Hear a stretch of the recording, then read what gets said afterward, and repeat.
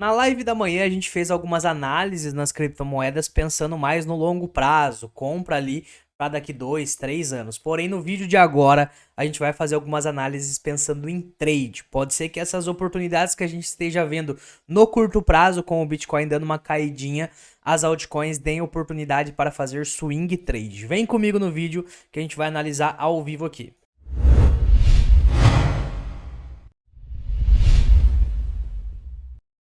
Sem enrolação, indo diretamente aqui para o gráfico do Bitcoin, vamos olhar aqui o gráfico de 4 horas, né? Que é o gráfico que a gente olha para fazer possíveis operações de swing trade e a gente consegue enxergar claramente aqui no gráfico de 4 horas uma divergência, né?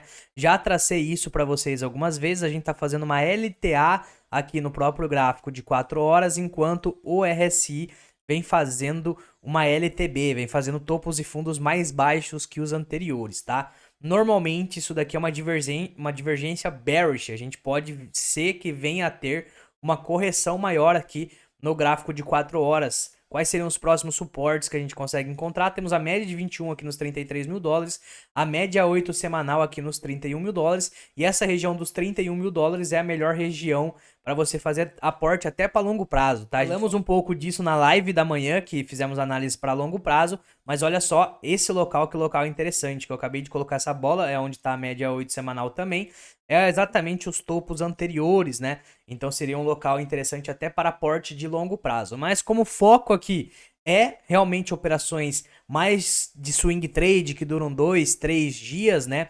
A gente vai dar uma olhada nas altcoins em si. Porque temos algumas altcoins que depois de darem uma movimentação bem interessante para cima, agora estão dando uma corrigida em pontos importantes, tá?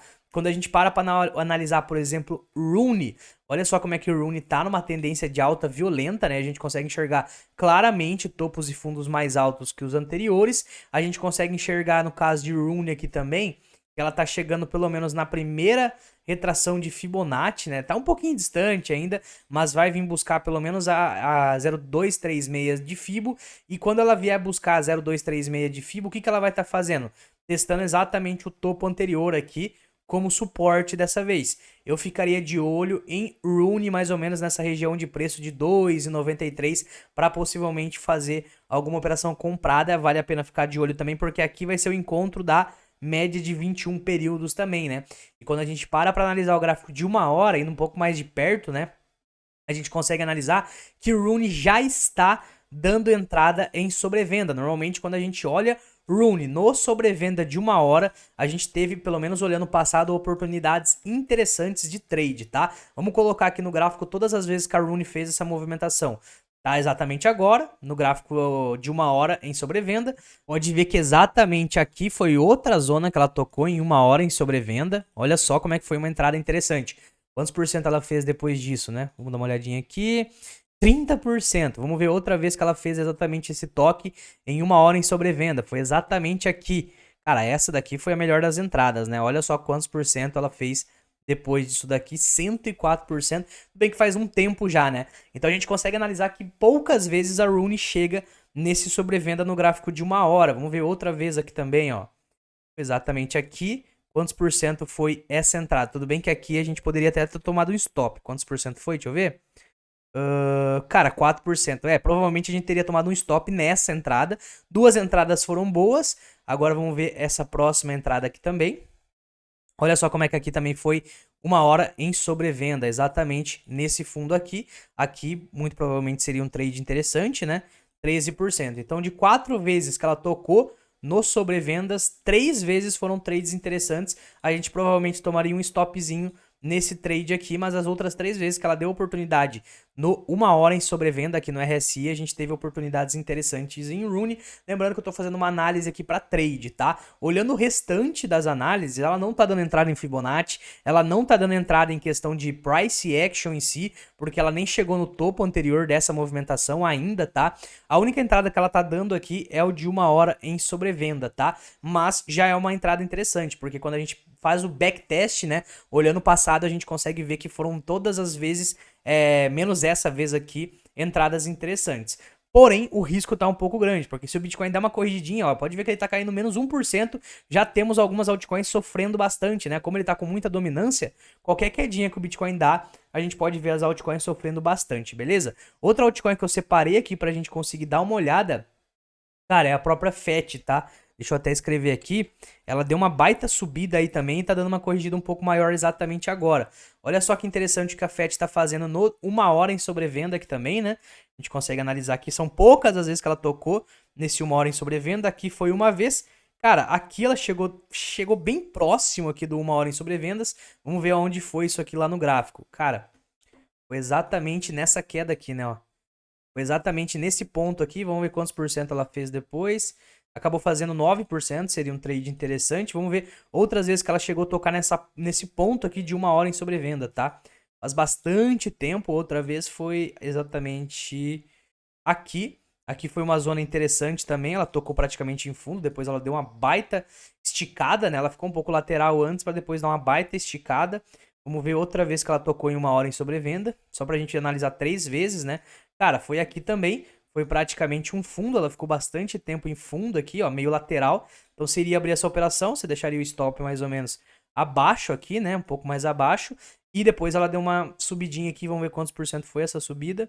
Pô, mais 8%. Então foram entradas interessantes. Olhando outros aspectos aqui. Vamos dar uma olhada no de 4 horas aqui em FET. Olhando o gráfico de 4 horas aqui em FET, a gente consegue ver que ela ainda está distante das médias, ela ainda não está próximo do topo anterior no gráfico de 4 horas, o topo anterior foi aqui.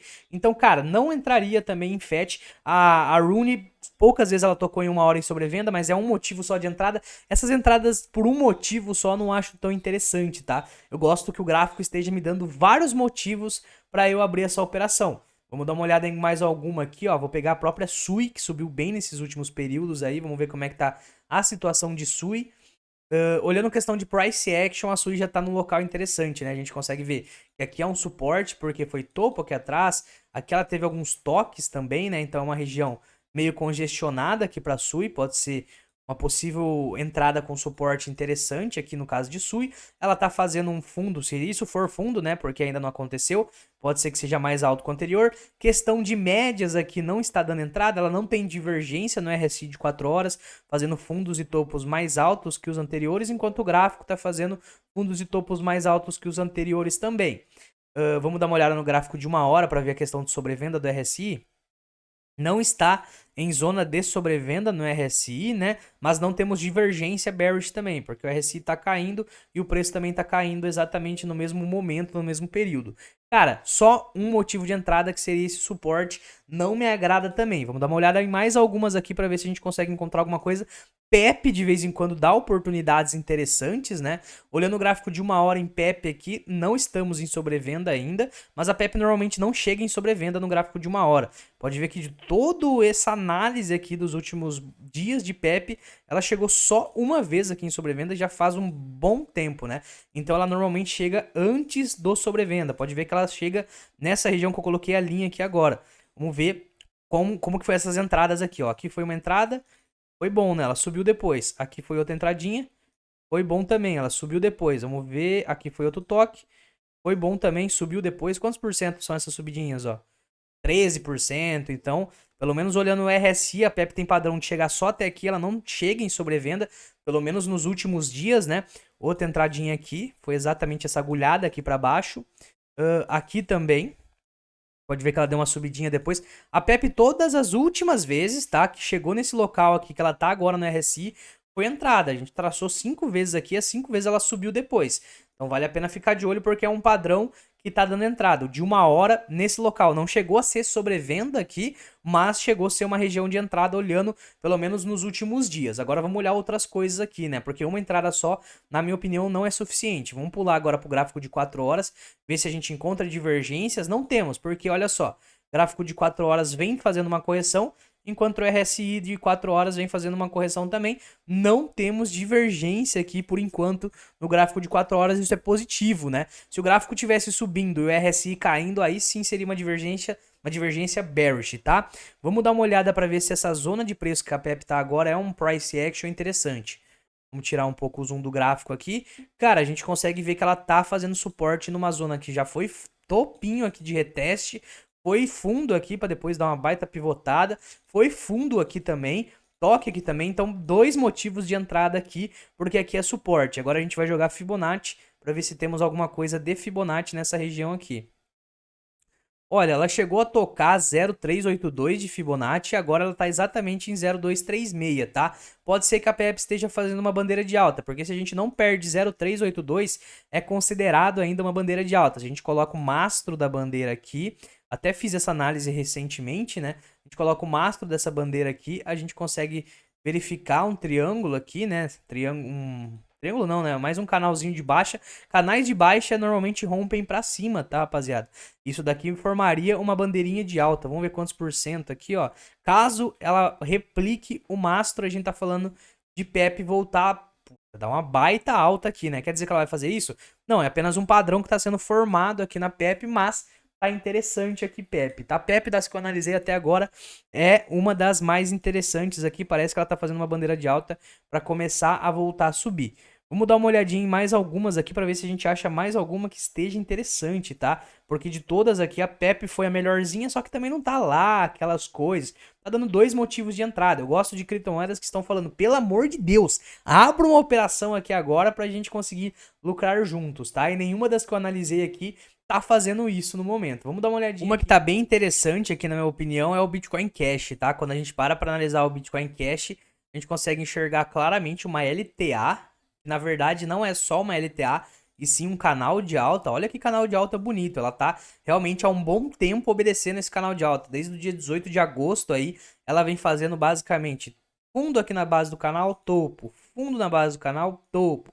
Fundo na base do canal, topo. E ela vem fazendo esse padrão e ela tá exatamente na base do canal exatamente agora. Se a gente para analisar, um motivo de entrada aqui então, exatamente a base do canal. Outro motivo de entrada aqui é que exatamente agora ela tá tocando a média de 21 e confirmando alta, né? Olha só que legal. Ela chegou a perder um pouquinho a média de 21, estourou para cima, retestou e tá com uma barrinha verde aqui, ó, exatamente no candle de 4 horas. Tá interessante aqui. Quando a gente para analisar o RSI de 4 horas, não temos divergência. Gráfico subindo, até porque tem essa LTA aqui, e RSI subindo. Vamos dar uma olhadinha no RSI de 1 hora? Vamos apagar todos esses desenhos aqui muito loucos. Bom, no RSI de 1 hora não temos entrada, tá? Mas é só uma entrada a mais. O RSI de 1 hora, ele não é o fator definitivo para abrir uma operação. Temos 2 motivos aqui, o canal de alta e temos também a média de 21. Vamos ver agora a Price Action, né? Vamos colocar no gráfico diário aqui para ver se essa zona que a própria BCH, né, que é Bitcoin Cash, tá, é uma zona de suporte importante. Eu coloco a linha aqui, né, para ver se tem alguns toques. Cara, a gente teve alguns toques até que significativos aqui, foi topo aqui, né? Ela rompe, retesta, então foi um topo aqui. Muito toque como suporte aqui também. Aqui ela não consegue romper de primeira, volta para baixo, toca aqui de novo. Tocou como suporte recentemente.